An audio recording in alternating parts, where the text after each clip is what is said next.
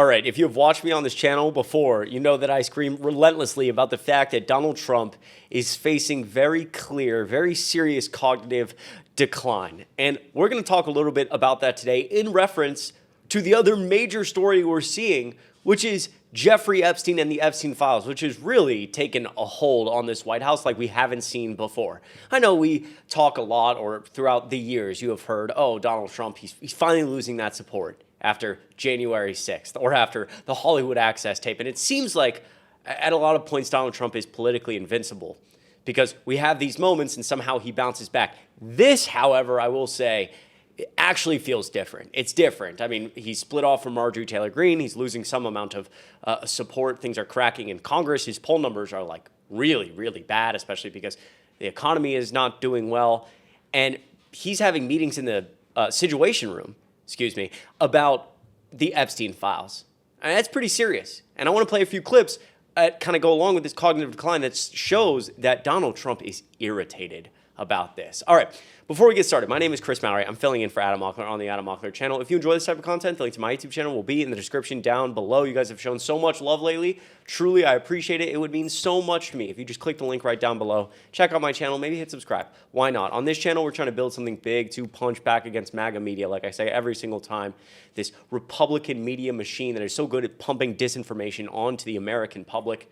We're trying to build something here to punch back against that, fight against that, and beat it by uplifting Gen Z voices. So if you want to help us grow and be a part of this community, all you have to do is hit subscribe down below. All right, I want to start with this video. This was taken in the last week or so on Air Force One, and it kind of got lost in translation because of all of the things that we obviously heard about Jeffrey Epstein and how much that has dominated the news. Take a listen to this. If we denuclearize.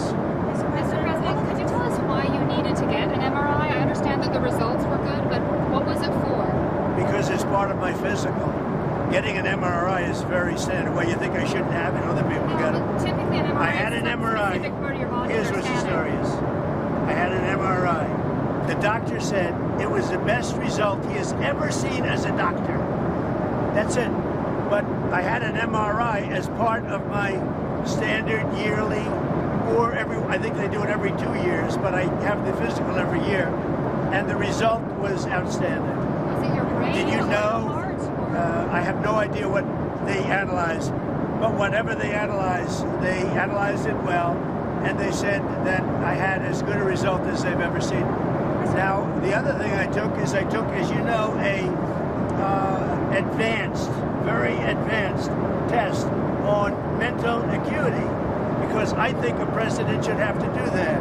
And as you probably heard, I aced it. I got a perfect score. I got the highest score. I got a perfect score. And the only reason I tell you that is it's one subject, unlike Biden and others, that you can take off your plane. The question on nuclear testing, just being very specific. I mean, it's hard. It's hard to describe how dumb Donald J. Trump, the president of the United States, is. And I laugh, I chuckle when I'm listening to that because it's unbelievable the way that this guy talks. It's crazy. Oh, the doctor said they've never seen a better MRI result ever. It's the best. It's like, Jesus Christ. And I want to point out here that, A, he's bragging about this cognitive test that he took. That was a dementia test at Walter Reed Hospital, the MOCA test, or M-O-C-A, some variation of that, to test to see if you have symptoms of dementia or symptoms of Alzheimer's. He believes he took some cognitive test that he aced, but he didn't. So that's concerning. But number two, the fact that nobody wants to talk about that Donald Trump, the president of the United States, doesn't know why he had an MRI. Again, the same people who screamed and yelled about Joe Biden anytime he did literally anything don't seem to have a problem with the fact that the president is getting MRIs. I guess he believes they're regular for him, which no person gets an MRI regularly. This is obviously a very specific thing that you get. There is something wrong. They have identified something that they need to look at, something specific, and they run you through an MRI machine. And so he's telling us, whether he believes it or not, maybe he's lying, that this is a regular thing, and he also just doesn't know what they analyzed. He doesn't know why he got an MRI. Extremely concerning, and well said here from both Mehdi Hasan and Gavin Newsom. If we look at some pictures here of late, I mean, this is Donald Trump at the White House. I mean, just physically not looking great. Obviously, we've seen the bruises on his hands, the swelling of his ankles. If we go to this picture, which you may have seen recently, Donald Trump slumped over in the Oval Office. There's some close-up photos we got of him appearing to almost be asleep during this Oval Office meeting. His eyes kind of very red. He looks tired. And so while all of this is happening, and there's a lot of press kind of on both of these things, the fact that Donald Trump is losing his goddamn mind, excuse my language, and also the Epstein files and how those two things combine and play onto each other, the White House, PR-wise, is not having a good time trying to, I guess, control it.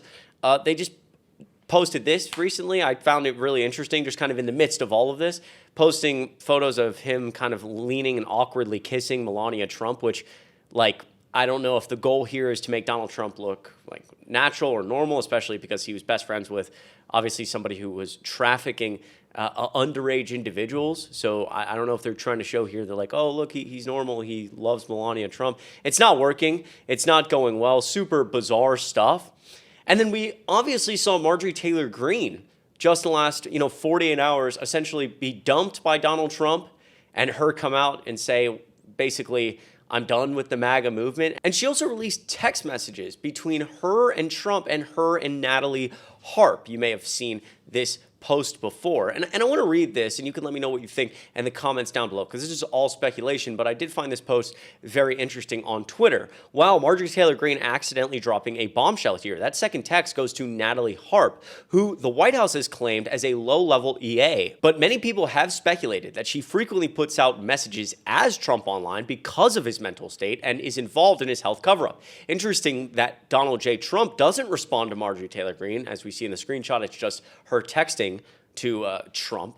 But Natalie does respond, or is responding, and sent the all caps message about it being a hoax. Natalie sending back in the text message, Epstein hoax or something like that. Is this 34-year-old woman secretly managing U.S. policy through Trump's comms? This is like when Edith Wilson secretly ran the country after Woodrow Wilson's stroke. And again, the picture referring to here with that Marjorie Taylor Greene released from Natalie Harp. You can let me know what you think of that in the comments down below. Again, all speculation, but again, this base is really fracturing. I mean, Marjorie Taylor Greene is out. Can you believe that? That is nuts. And when he is asked about this issue in particular, he just folds. He either runs away or doesn't respond, or he gets angry when people ask him about the Epstein file, like we saw just in the last 48 or so hours on Air Force One. Take a look. .org. Live now to remarks from President Trump. With Bill Clinton, with the president of Harvard, who you know, who that is, Summers, Larry Summers, whatever his name is, and all of the other people that he spent time with. Jeffrey Epstein and I had a very bad relationship for many years, but he also saw strength because I was president. So he dictated a couple of memos to himself. Give me a break. You got to find out what did he know with respect to Bill Clinton, with respect to the head of Harvard, with respect to all of those people that he knew, including J.P. Morgan Chase. Sir, Yeah, if Jennifer, there's go ahead. nothing Go ahead. incriminating in the file, sir, why not acting as a... Quiet, McGee. Go ahead. Donald Trump there getting very upset at a reporter who appears to just be saying, if all of this is true, if the Epstein stuff is a giant hoax and all this, why not just release the files? Donald Trump just essentially cutting her off and saying, quiet, quiet, be quiet. He's frustrated. He's angry. We've seen and we've heard the reporting, that the White House is holding meetings in the Situation Room. They've been doing that, or they at least did that once. We also saw photos of the Oval Office lights, the lights of the West Wing still on the other night around 9:30 or 10 p.m., which normally they're off by then. Donald Trump has gone to sleep. So it's very clear the White House is in a little bit of panic about this PR-wise. And it's so simple. It's so simple. They can try to spin and twist as much as they want. But if any of what they were saying is true, all the garbage we hear from Caroline Leavitt, all the garbage we hear from Trump about this and hoax and this, just release the files. If that was all true, they would just release the files. And they're not going to do that because Trump is all over them, which I will get to in a second.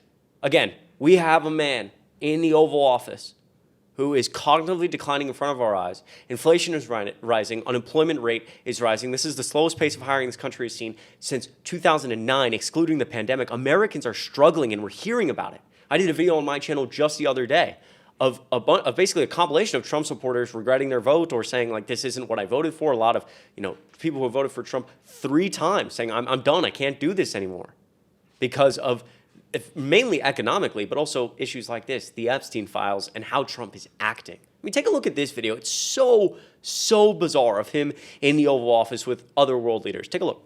Men's fragrance. Look, hold it. Yeah. This is it. No. It's the best fragrance. Come here, man. I have more here, sir. Okay. So what we'll do is just take that, Joe, put it in, and then the other one is for your wife. How many ones? You guys never know, right? I never. Right. Okay. So again, the golden age of America here. Trump is supposed to be working for the American people, but he's in the Oval Office spraying cologne on other world leaders and asking them how many wives they have. What a bizarre interaction there. It's just bizarre every single day in this White House. And it's not only bizarre, I want to point out. It's not only just ridiculous and sometimes laughable, but it is also, I mean, filled with so much corruption and controversy. Every single day in this White House is Watergate-sized, and that's not an exaggeration. I mean, I remember learning in school that, you know, Watergate was the thing, the political controversy. Watergate doesn't even, I mean, it's like comparing, you know, like a grain of rice to the size of the effing sun. It's just Trump every single day with the sheer amount of corruption and lies and garbage and ignoring the judicial branch, you know, trying to overthrow elections he didn't win with evidence he didn't win it, etc. And lastly, before we end off here, again, the reason the Epstein files haven't come out of the 20,000 plus emails we got the other day from House Democrats, the majority of those emails reference Donald Trump. They reference Donald Trump more than anybody else. And you can use this search tool. If you go to the Courier website, you can use the search tool to basically search through all the files yourself if you want to look. And so again, before we end off here, I want to remind you, Donald Trump, the reason we haven't seen the Epstein files is he is all over the goddamn Epstein files. This is from Courier. They took the 20,000 plus files that the House Democrats released the other day, or excuse me, the Oversight Committee released the other day, put them into a searchable database. And if we go to that searchable database and we search by people, the most referenced person in the files, 20,000 plus, is Donald Trump, 1,628 times. This isn't like he's in it once or twice. This isn't like, oh, he's in it and it could be explained away. He's plastered on these files. He is everywhere. And that's why they haven't been released. Let me know what you think of all of this in the comments down below. I appreciate you watching. Once again, my name is Chris Mallory. I'm filling in for Adam Mockler on the Adam Mockler channel. Make sure you subscribe down below. And if you'd be so willing, check out my YouTube channel in the link in the description. Maybe hit subscribe. It goes such a long way. I appreciate you guys. Be safe, be easy. Have a great rest of your weekend. I'll see you in the next video.